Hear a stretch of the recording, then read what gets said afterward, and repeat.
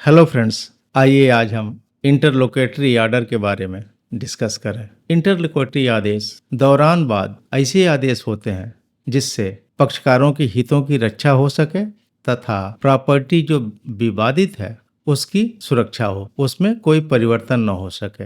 ये दौरान बाद भी होते हैं और एग्जीक्यूशन के दौरान भी, एग्जीक्यूशन न्यायालय भी जब एग्जीक्यूशन का काम करती है उस समय भी प्रॉपर्टी को सुरक्षित रखने के लिए इंटरलोकेटरी आर्डर की जरूरत पड़ती है। इंटरलोकेटरी आदेश को इंटरिम आदेश के रूप में भी जाना जाता है। ये अंतिम फैसला नहीं होता है, बल्कि ये दौरान बाद अस्थायी व्यवस्था है जिसमें प्रॉपर्टी तथा पक्षकारों के हितों की रक्षा होती है। इसके उल्लंघन पे न्यायालय द्वारा अवमानना की कार्रवाई, कंटेम्प्ट की कार्रवाई भी की जा सकती है। दोस्तों, इंटरलोकेटरी आदेश सुविधा के लिए हम दो भागों में बांट सकते हैं। जैसे दौरान बाद, निष्पादन के दौरान बाद में कौन कौन से आते हैं? Temporary injunction. इसकी व्यवस्था सीपीसी के आदेश 39(1)(2) तथा स्पेसिफिक रिलीफ एक्ट 1963 के सेक्शन 37(1) में दिया गया है। इसके लिए यह जरूरी है, अस्थायी निषेधाज्ञा तभी दिया जा सकता है जब प्रथम दृष्टया मामला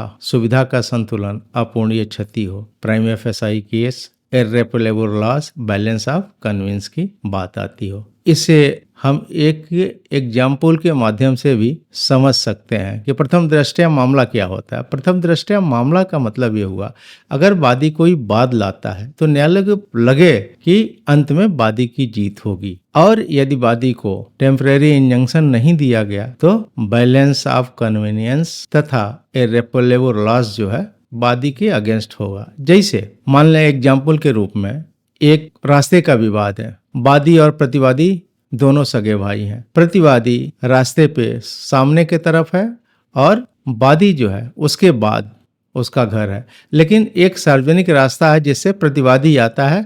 वादी को तो निकलने का स्थान है, लेकिन प्रतिवादी को निकलने का स्थान नहीं है। किसी विवाद के चलते प्रतिवादी जो है वादी का रास्ता रोक देता है, उसका आना जाना बंद होता है। वो सूट लाता है और न्यायालय के सामने इस समस्या को बताता है कि उसे उसका रास्ता बंद कर दिया है, उसका आना जाना असंभव हो गया है।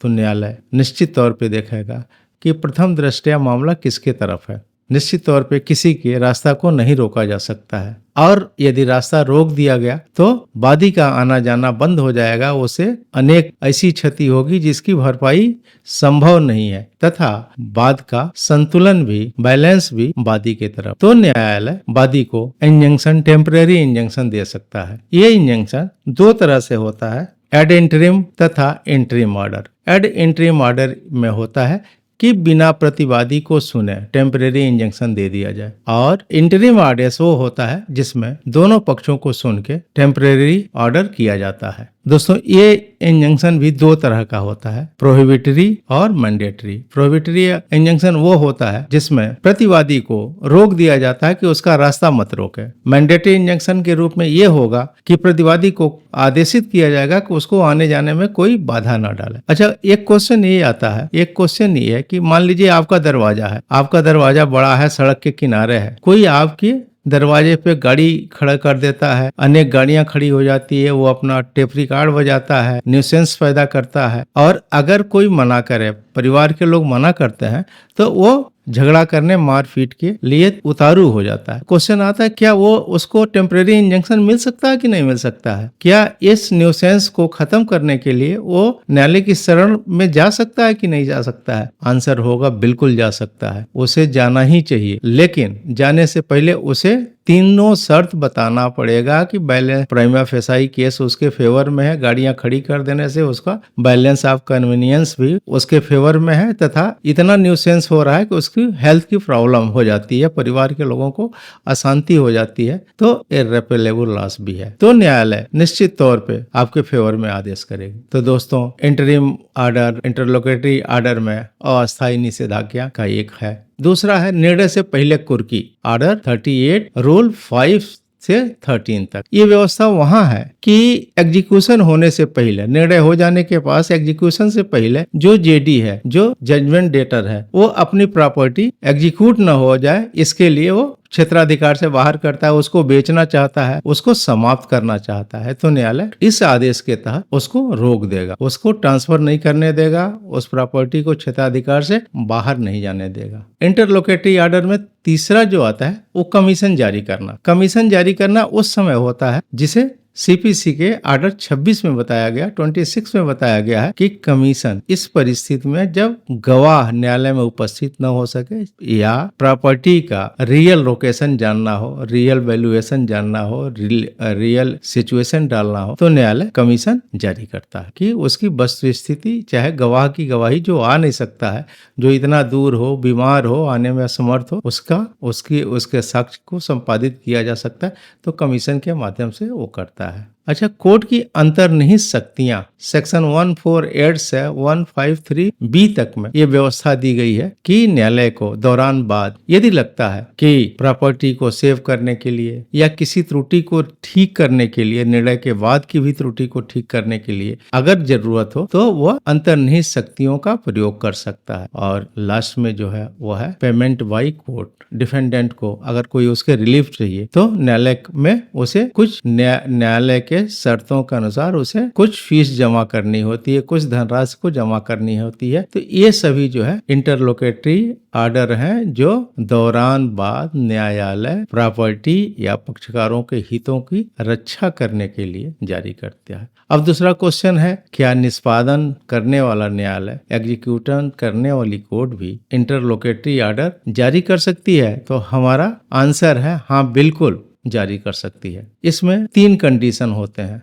एक है मरवा इंजंक्शन। एक सिद्धांत ये है मरवा इंजंक्शन, इस माध्यम से जेडी को न्यायालय मना कर देती है कि वो अपनी प्रॉपर्टी जो एग्जीक्यूट होनी है न्यायालय की अधिकारिता से बाहर ट्रांसफर न करे, न ले जाए। दूसरा है एंटल पिलर का आदेश। एंटर पिलर का आदेश वह होता है कि डीएच डिक्री होल्डर उस प्रॉपर्टी को जो वह जीत लिया है, जो अभी एग्जीक्यूट नहीं हुई है, जो न्यायालय के देख रेख में जेडी के पास है, उसका वो सर्वे कर सकता है। तथा फीजिंग आदेश एक होता है। फीजिंग आदेश वो आदेश होता है कि जेडी को न्यायालय द्वारा मना कर दिया जाता है कि वह अपनी प्रॉपर्टी जो जिसका एग्जीक्यूशन होना है वह न तो सेल करे, न तो प्रॉपर्टी को न्यायालय के क्षेत्राधिकार से बाहर करे, ट्रांसफर करे। तो इस प्रकार दोस्तों इंटरलोकेटरी ऑर्डर, इंटरिम ऑर्डर का ये सिद्धांत सीपीसी में इसलिए दिया गया है कि एग्जीक्यूशन की कार्रवाई स्मूथली हो सके, जेडी कोई गड़बड़ न करे,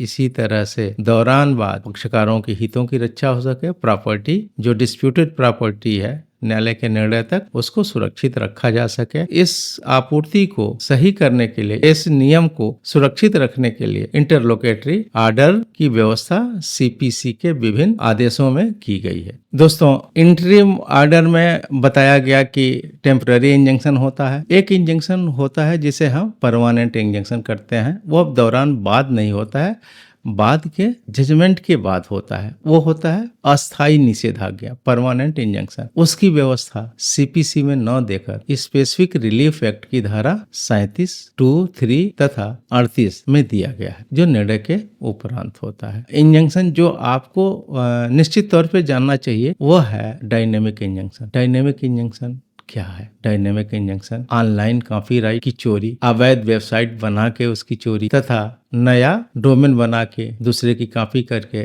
URL बना करके जो चोरी की जाती है, दूसरे की कॉपी करके अपनी दुकान चलाने की जो व्यवस्था है उसको रोकने के लिए डायनेमिक इंजंक्शन की शुरुआत हुई है, जिसे गतिशील निषेधाज्ञा भी कहते हैं। इसमें यह है कि अगर जो कॉपी करके कर रहा है, जो इस तरह के डोमेन को चला रहा है कॉपीराइट का उल्लंघन करते हुए, अगर कोई अपना वेबसाइट चला रहा है, फिल्म बना रहा है, तो उसको न्यायालय रोक देगा। अच्छा, इसमें एक खास व्यवस्था ये भी है कि अगर एक आदेश हो गया तो वो आगे जितने भी वेब बनेंगे जो इसका उल्लंघन करते हैं उस पे ये लागू होगा। ऑनलाइन डायनेमिक इंजंक्शन का प्रभाव रहेगा और इसकी व्यवस्था 39(1)(2) तथा धारा 151 तथा आदेश 39(1) और 2 के तहत ये व्यवस्था दी गई है। नानू के चैनल को सब्सक्राइब करें, वीडियो को लाइक करें और कमेंट करें। Thank you.